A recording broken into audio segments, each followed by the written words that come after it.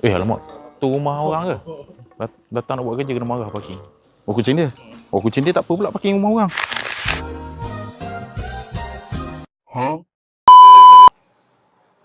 Banyak lah kucing. Datang. Kau kata lah. Kau tak kena lagi. Aku dah kena ni. Nampak? Tengok ni. Penuh lah. Ni. Ui. Ni aku menahan seksa ni. Wait a minute. Pest control datang tuan rumah tolong spraykan kaki takut melekat. Tapi sebenarnya kita orang dah biasa melekat ni. Tapi sebenarnya kita orang dah biasa melekat ni.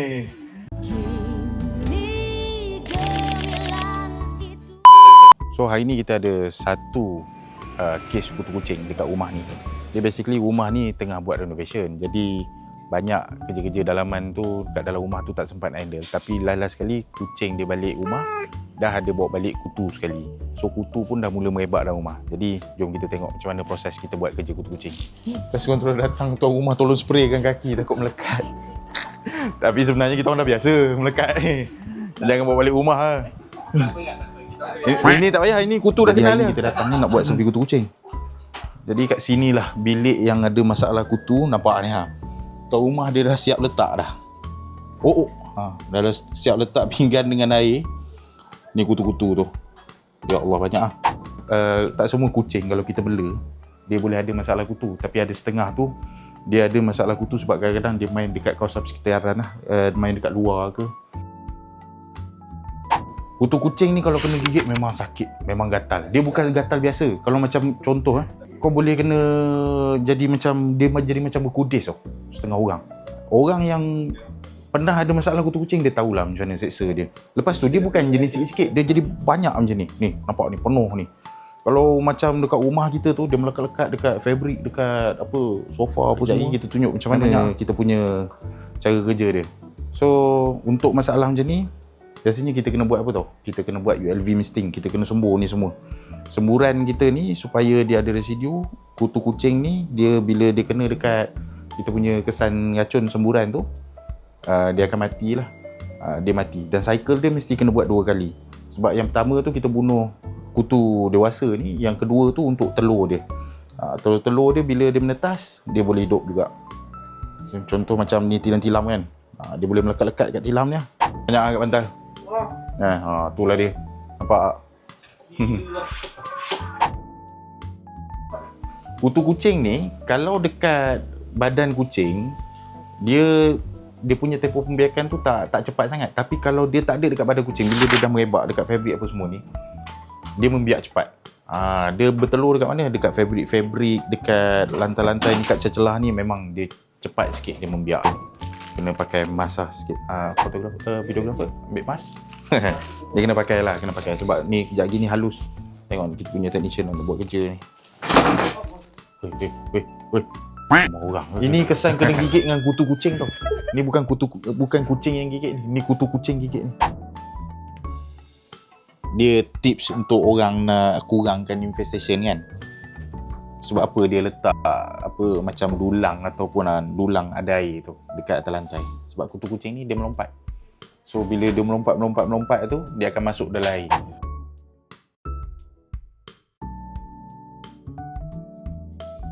Celah-celah macam kat seketing ni, confirm. Ini kalau ada kapet ke apa ke memang nak kena selak lah. Kalau tak selak memang tak dapat lah. Ni kita sembur ni, bawah ni basah agak dah ni, nampak ni. Ni basah ni. Ni kadang-kadang kutu dia, telur-telur dia ada kat celah ni. Telur kutu. Chemical yang kita pakai kalau macam untuk servis kutu kucing ni biasanya tak ada bau lah. Dia tak ada bau. Bila kita sembur ni, kesan tu ada tapi bau tu tak ada. Dan kalau kata rumah kita tu ada kucing, masa kita buat kerja, kita nasihatkan supaya kucing tu bawa pergi tempat lain ataupun pergilah hantarlah mana-mana kucing tu supaya jangan ada dalam rumah lah. Sebab chemical yang kita pakai ni masa dia basah dia ada toksik dia. Tapi bila dah kering tu dia tak ada masalah lah. Sekejap lagi ni lepas kita siap sembur ni, kita akan pasang kipas, buka tingkap semua bagi ventilation balik kan. Bagi ada udara keluar masuk supaya dia cepat kering sikit.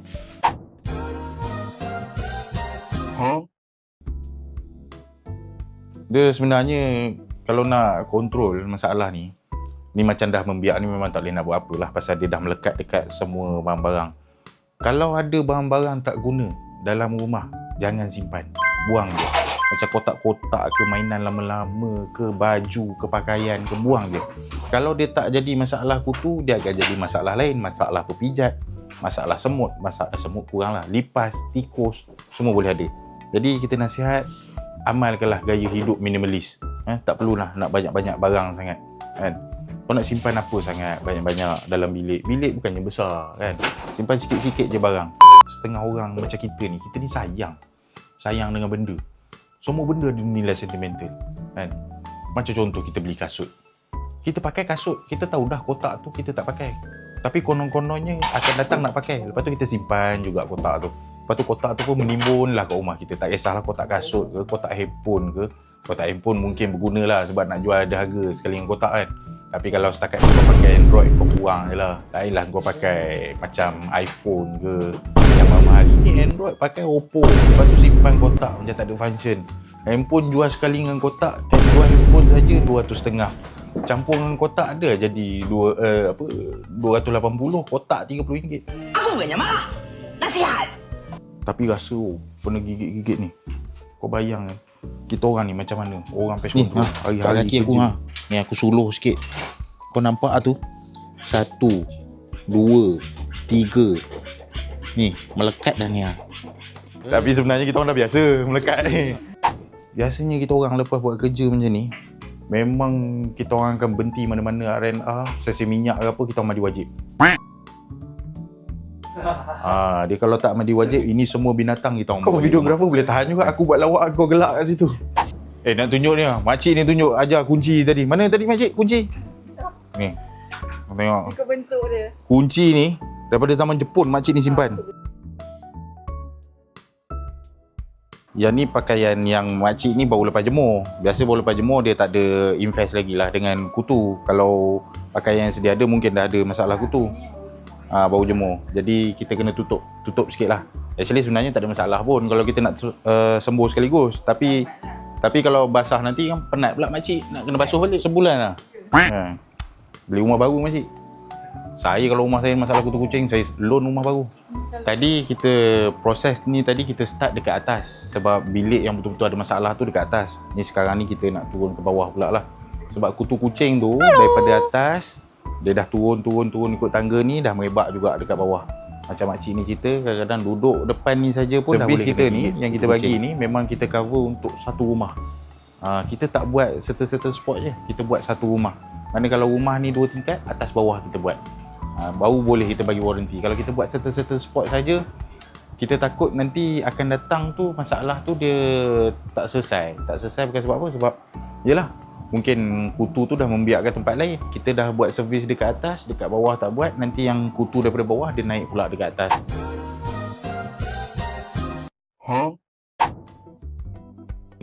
Sebenarnya ada setengah orang dia keliru antara kena gigit kutu kucing dengan pepijat. So pepijat ni kalau dia gigit kita, biasanya gigitan dia tak banyak. Dia gigitan dia kalau kena kat badan kita mungkin ada 1-2. Tapi yang tu kita akan rasa sakit. Dan pepijat ni kalau dia gigit, susunan gigitan dia tu kita boleh nampak dia teratur. Tapi kalau macam kutu kucing ni, dia merata. Dia boleh jadi kalau kata 15 ekor serang kaki kita, 15 ekor boleh gigit kita. Jadi dia banyak, dia merata. Dia punya kesan tu banyak, kita boleh rasa. Tu beza antara kesan gigitan kutu kucing dengan kesan gigitan pepijat. Boleh jadi juga dekat rumah kita, walaupun kita tak ada bela kucing, tapi boleh jadi juga ada masalah kutu kucing. Kalau macam rumah kita ada masalah atas bumbung, macam burung dia bertenggek banyak kat situ, kan. Lepas tu burung tu dia bersarang kat atas atap, atas bumbung rumah kita. Lepas tu akan boleh ada juga punca kutu tu, ataupun ada binatang lain yang masuk dekat dalam bumbung rumah kita, macam contoh musang ke, tikus ke, tu pun boleh jadi punca kutu kucing. Tapi macam rumah ni obviously memang kutu kucing lah, sebab dia memang ada bela kucing dan dia bagi tahu salah seekor kucing daripada banyak-banyak tu yang bawa balik kutu. Jadi dia dah start merebak. Okay, so tadi kita dah buat semburan pakai hand sprayer. Hand sprayer ni dia untuk spot spray lah. Maksudnya kita sembuh dekat kawasan-kawasan yang betul-betul kritikal. Lepas kita dah buat guna hand sprayer, kita akan guna ULV misting pula. Ni mesin ULV. ULV misting ni semburan dia lagi halus daripada hand sprayer tu.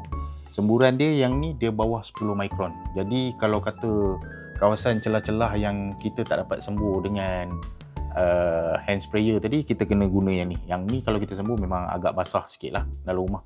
So ini untuk nak make sure lah semua kawasan yang terjejas dengan masalah kutu ni kita dapat cover sepenuhnya.